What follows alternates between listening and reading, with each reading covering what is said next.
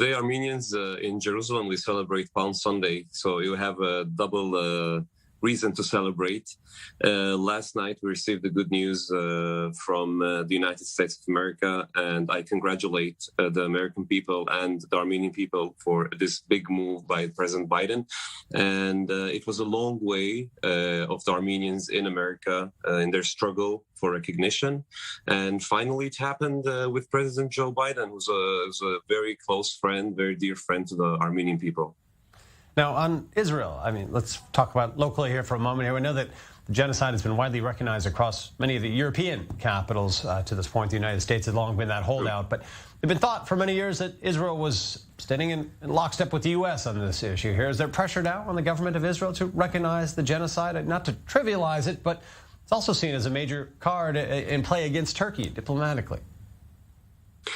True. We in Israel were struggling for decades and calling upon Israel to do the right thing and put politics aside and do its moral obligation as the nation of the Jewish people who underwent one of the biggest atrocities, one of the biggest Holocaust, the biggest genocide of the 20th century, the Holocaust.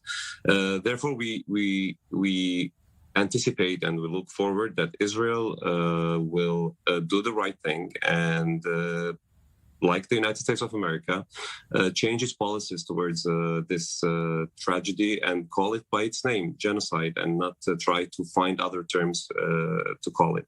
It's not politics. We don't believe that this issue is a political issue. Israel should do its moral obligation and recognize the Armenian genocide.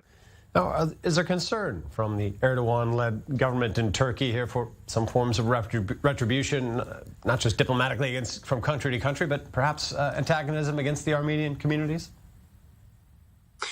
Erdogan is no friend to America, is no friend to Israel. Erdogan's Turkey is even the black sheep in NATO. Therefore, I think countries should not be afraid to do the right thing.